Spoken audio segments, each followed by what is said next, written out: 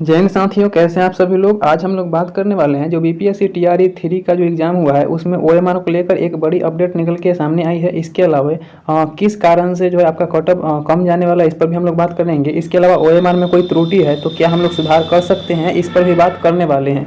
तो देखिए, सबसे पहले बात करते हैं ओएमआर सीट को लेकर।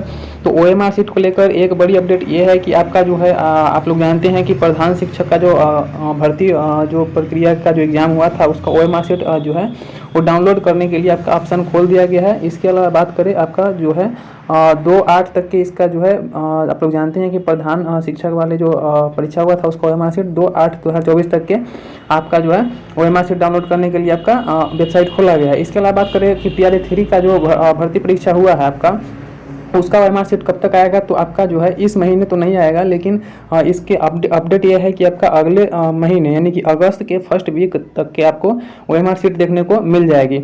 अब कुछ बच्चों का ये कमेंट आता है कि आपका ओएमआर सीट में कोई त्रुटि है तो उसको सुधार कर सकते हैं कि नहीं। तो देखिए, आपका जो इससे पहले प्रधान शिक्षक का जो वैकेंसी आई थी इसमें आपका ओएमआर सीट डाउनलोड करने के लिए जो यहाँ पे दिया गया आपका जो आपका सूचना दिया गया था, इसमें आप लोग को बताया गया है साफ साफ कि आप ओएमआर सीट डाउनलोड करने के बाद किसी भी प्रकार की त्रुटि रहने पर आप जो है वेबसाइट पर आपत्ति भी दर्ज कर सकते हैं। तो इस तरीके से आपका उसमें भी ओएमआर टीआरई 3 वाला में भी जो आपका ओएमआर आएगा उसमें भी आप लोग आपत्ति दर्ज करा सकते हैं। ठीक है, तो इसके लिए आप लोग निश्चिंत रहिएगा। इसके अलावा बात करें आपका, तो ये तो आपका हो गई ओएमआर सीट को लेकर अपडेट जो कि आपको हम बता दिए। ठीक है, इसके अलावा बात करें आपका जो पीआरटी में कट ऑफ इस बार कम जाने वाला है, इसका कारण क्या है। तो देखिए, उसके कारण भी समझते हैं। तो इस बार जो है आपका पीआरटी में आप लोग जानते हैं कि कितना आपका जो है वो कंपटीशन है, तो वो हम लोग सबसे पहले समझ लेते हैं। तो आपका जो है टोटल पोस्ट जो आपका आया था वो 28,000 के करीब आपका पोस्ट आया था। ठीक है, यानी 28,000 के प्लस आपका पोस्ट आया था। इसके 28,000 प्लस पोस्ट आया था। इसके अलावा बात करें इसमें फॉर्म भरने की, तो आपका 1,66,644 आपका जो है वो यहाँ पे फॉर्म फिलअप किया गया था। वो इस पर अगर देखा जाए तो आपका एक जो पोस्ट का जो फाइट था वो आपका लगभग 5 से 6 बच्चों का फाइट था। लेकिन यहाँ पे ये भी घट गया, 5 से 6 नहीं, अब बल्कि आपका टोटल आप लोग जानते हैं कि आपका जो संख्या इसमें परीक्षा में बैठने वाली बच्चों की जो संख्या थी वो लगभग 72% दर्ज की गई है। तो इस तरीके से आप लोग देख सकते हैं यहाँ पे 18% प्लस जो आपका वो एब्सेंट थे बच्चे, यानी कि 72%। तो आप लोग मान कर जा सकते हैं कि 5 से 6 बच्चों का जो कंपटीशन था वो आपका अब 4 से 5 बच्चों पर ही कंपटीशन टिक के रह गया है। ठीक है, इसके अलावा बात करें तो कटअप की, तो कटअप की बात करें आपका टीआरई 1 में आप लोग जानते हैं कि यूआर का जो कटअप गया था वो आपका मेल का गया था 67 और 10 नंबर कम आपका 57 गया था फीमेल का। इसके अलावा बात करें ओबीसी की, तो टीआरई 1 में ओबीसी का गया था आपका ओबीसी का गया था आपका मेल का 60 और फीमेल का गया था यहाँ पे 50। ठीक है, इसके अलावा बात करें ईबीसी की, तो ईबीसी का आपका 55 गया था आपका मेल का और 44 गया था फीमेल का। इसके अलावा बात करें आपका एससी का, तो 47 गया था आपका मेल का और 39 गया था आपका फीमेल का। ये टीआरई 1 की हम बात कर रहे हैं, जिसमें आप लोग जानते हैं कि उस समय सिलेबस भी आपको किसी को पता नहीं था। इसके अलावा एसटी की बात करें तो एसटी में आपका गया था 46 मेल का और फीमेल का गया था 39।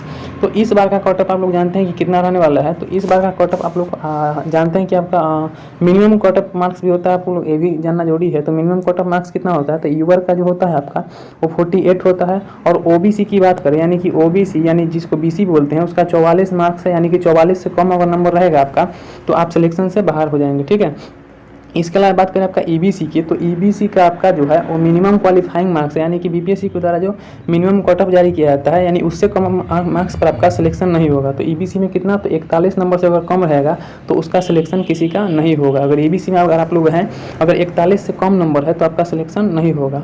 इसके अलावा एससी एसटी और दिव्यांग जो होते हैं और फीमेल, उसके 39 मार्क्स से अगर कम होंगे किसी का भी, चाहे वो यूआर हो, ओबीसी हो, एससी एसटी या फिर दिव्यांग हो, अगर 39 से सॉरी यहाँ पे यूआर को तो हमने बताया गया, एससी एसटी और जो दिव्यांग है और फीमेल है उसका 39 से अगर कम मार्क्स रहता है तो उनका सिलेक्शन नहीं होता है। तो ये था मिनिमम कटअप मार्क्स किसका, बीपीएससी का। और इस बार का जो कटअप रहने वाला है वो आपका कितना रहने वाला है, तो लगभग आप लोग मान कर सब चल सकते हैं कि आपका यूआर का जो है वो आपका 60 से यहाँ पे 65% तक के आप लोग मान कर चल सकते हैं। क्या इसका मिनिमम नहीं, यहाँ पे इसका कटअप मार्क्स मान कर चलते हैं, यानी सेफ स्कोर अगर आप लोग पूछिएगा इस बार हमसे, तो आपका यूआर का कम से कम 60 से 65% रहने वाला है। इसके अलावा आपका बीसी का पूछिएगा तो बीसी का आपका 56 से लेके 60% तक आपका रहने वाला है। इसके अलावा बात करें एससी एसटी की, तो SC/ST का आप लोग मान के चल सकते हैं यहाँ पे 52 से लेके आपका 55% तक के आप मान के चल सकते हैं। इसके अलावा ST की बात करें आपका, तो ST का भी इसी लेवल में आप मान के चल सकते हैं। और जो आपका दिव्यांग वगैरह हैं उनको आप लोग मान कर चल सकते हैं, इससे थोड़ा सा कम आप लोग 5 नंबर मान के चल सकते हैं। ठीक है, तो इस तरीके से आपके कट ऑफ इस बार सेफ स्कोर रहने वाला है। ठीक है, बाकी इस बारे में, इस वीडियो के बारे में आप लोग क्या सोचते हैं वो कमेंट बॉक्स में अपना राय जरूर बताइएगा। और अगर कोई भी दिक्कत या परेशानी आती है तो आप लोग कमेंट बॉक्स में जरूर बताइएगा, हम उसका सोल्यूशन देने का प्रयास करेंगे। चलिए मिलते हैं एक नई वीडियो में, तो बाय बाय, धन्यवाद आपका वीडियो देखने के लिए।